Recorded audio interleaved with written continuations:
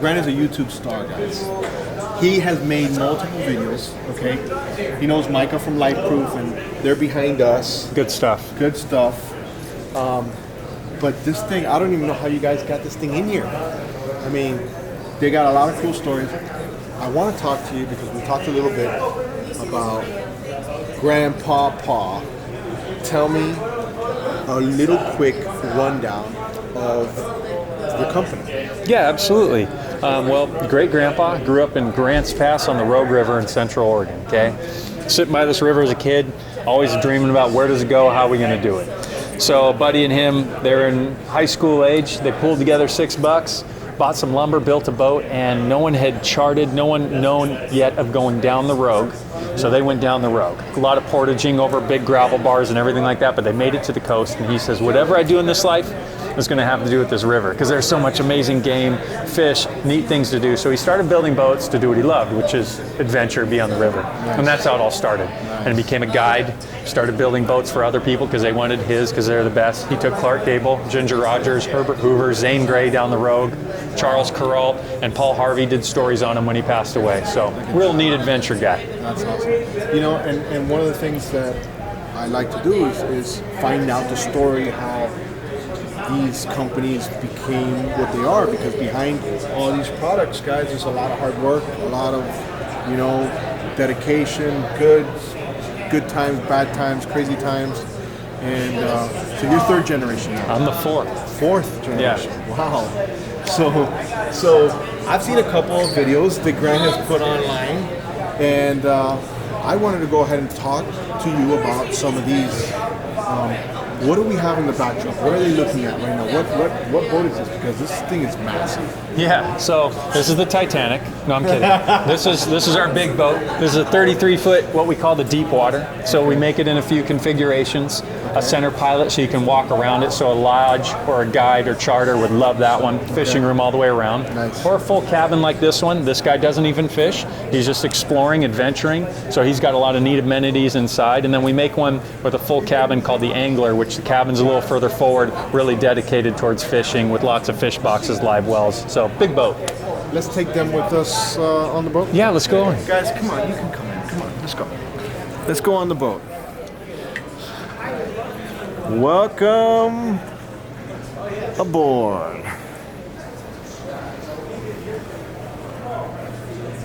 Grant, we got to talk about that little red one too. Yeah, the red one's fun. Oh, I gotta see that little red. Guys, I'm gonna give you a sneak peek of the little red one before, so you guys can stick around, maybe watch that video after the fact.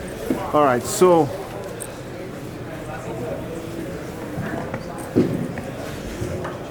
massive is an understatement.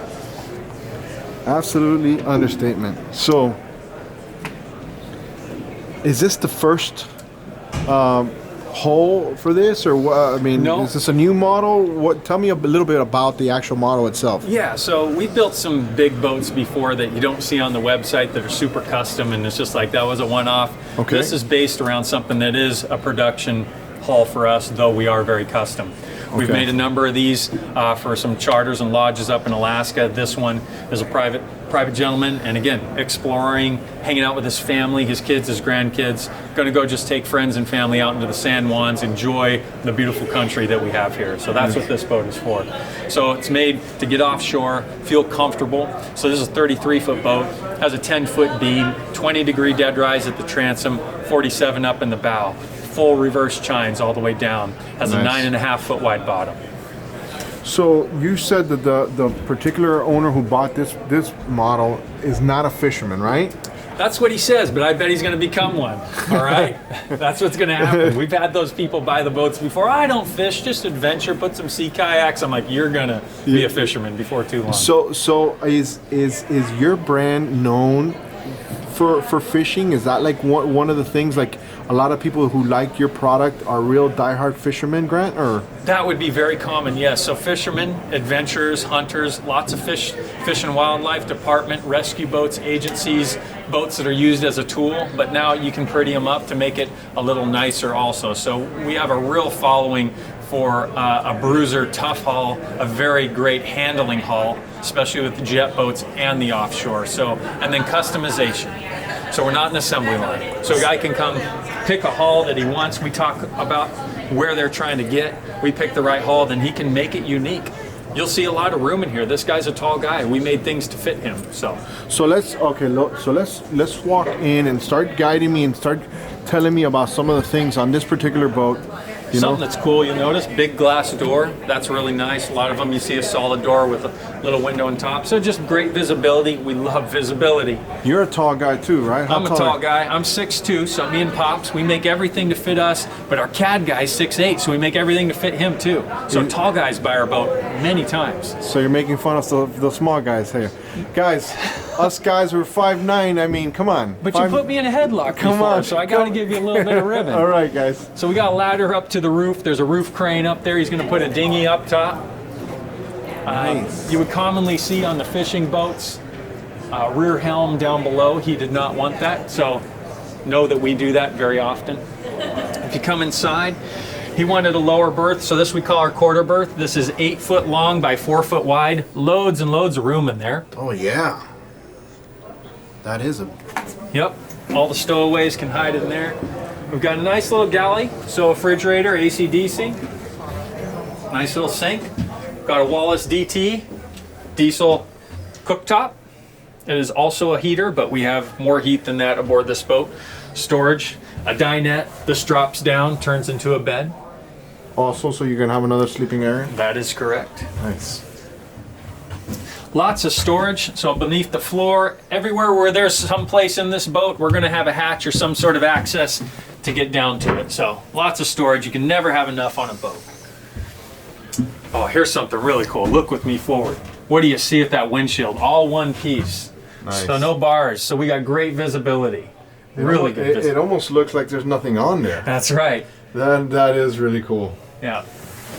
So this boat's outfitted with 3 Bostrom air ride seats, so there is a compressor down below, air compressor. So nice seats, fully adjustable. Again, we have a lot of room here because this gentleman and his son and grandkids, they're all tall folks. Couple Garmin 8612 XSVs. We're going to be powering this boat with twin 350 Suzukis, and it has an Optimus joystick system. So tell me a little bit about those Suzukis, because I was doing an interview with someone and we spoke about those 350s, and he was saying that the Suzuki with the dual prop and the Optimus system is like a dream, that there's nothing better. I mean, have you guys put that in the to the test yet or no? Not to the test yet, so I'm excited to do it. Here's what's cool about those engines. So you've got a 350 that's still a 6-cylinder, so we're not as heavy as some of the larger engines. Okay. Then you've got the dual prop, so what you have there is you have some more surface area in the water. So you're not necessarily looking for top speed, but you get some real good economy because there's more surface area in the water. Again, paired with the Optimus joystick, when those engines tow out, we're trying to reverse and forward and move around, you got a lot more grab in the water. So It's a really neat engine. So we're looking for efficiency when we've got a big load on the boat, and that's what those Suzukis are going to do. He said, he's like, there's nothing, he goes, I'll put whatever you want on here, but for that system, if you're going to get an Optimus system, put a Suzuki with the dual prop. I was like, hey, you've done it, I'm just going to talk about it, guys. You guys do your own research. We're excited to do it. We put a lot of brand engines on boats, so all Blue Sea components. So that's high end for electrical stuff, so we don't skimp out on anything. So over here for the passenger, a couple nice seats. Got a glove box. We got our ducting for the diesel furnace, so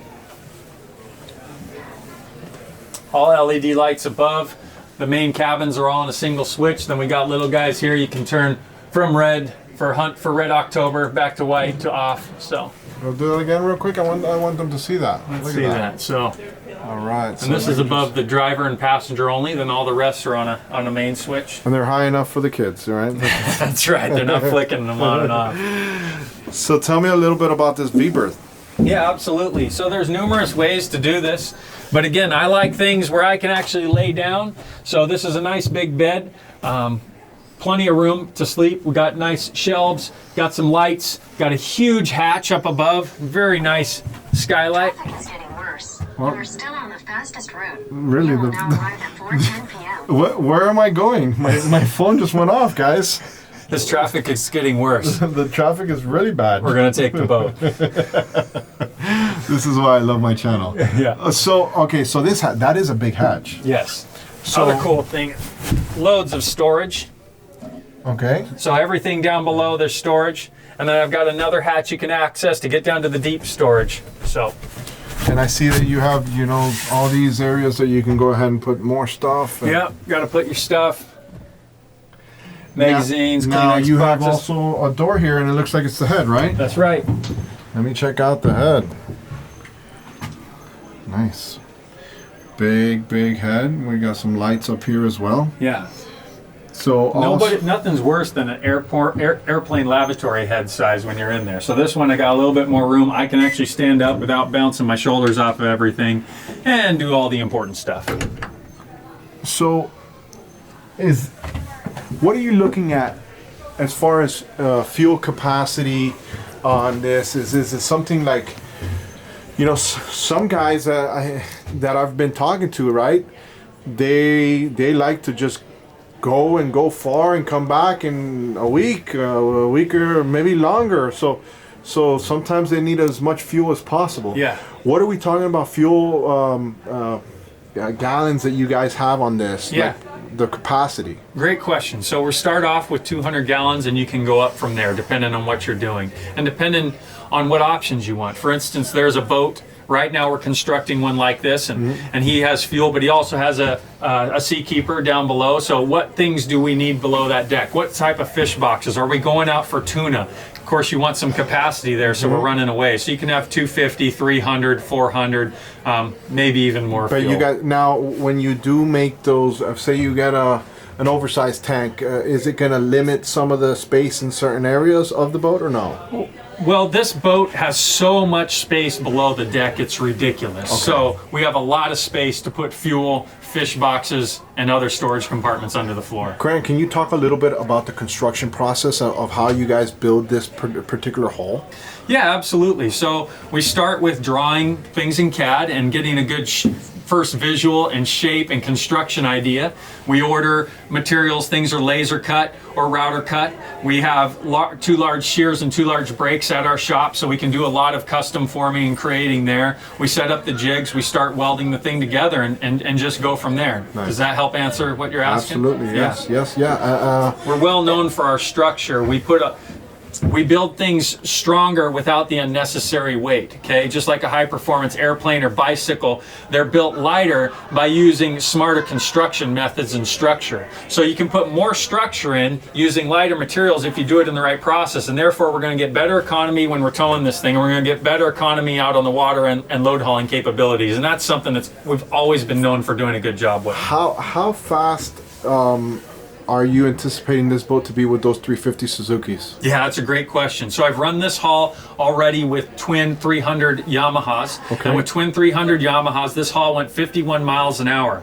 And then to simulate real world loads, we put 6,000 pounds of payload in the boat. So we took big barrels, we filled them all up with water, we set them out through the haul until we had 6,000 pounds payload, and we only lost 1.5 miles per hour. Wow. That's incredible. Yeah, that's really Another good. test that we did is we tilted to simulate a dead engine. We tilted a single 300 up, totally turned it off. We got up on plane and ran, depending how much weight. Did this with a number of different scenarios, saltwater and freshwater, but we went as slow as 27 miles an hour, as fast as 32 miles an hour on a single 300 tilted up with different loads in the boat. Nice.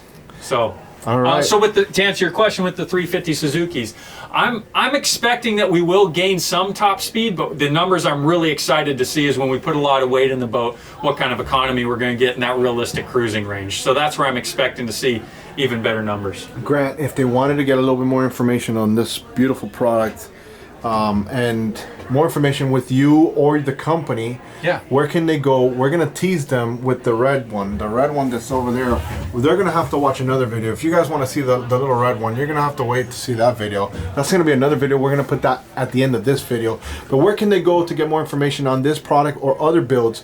What other sizes do you guys offer that are not this big? Yeah, great question. So we start off pilot house type hulls we start in a 20 footer. It's amazing. We're the most economical use of space for a little 20. So I've got a 20, I've got a 23, I've got a 26, a 29, 30, 31, and anything in between, because we're not assembly line, so we can do things in between. So you're going to see a range of pilot house boats as small as 20 up to right now as large as this 33 footer. Where you can find us is our website, wooldridgeboats.com. That's WOOLDRIDGE, boats.com. You can find us on Instagram at Wooldridge Boats, Facebook on Wooldridge Boats Official, and our YouTube channel, Wooldridge Boats. You can give us a call at 206-722-8998. My email is grant@wooldridgeboats.com, and I'll be happy to get back at you. Grant, you're making Grandpapa proud. We're out of here, guys.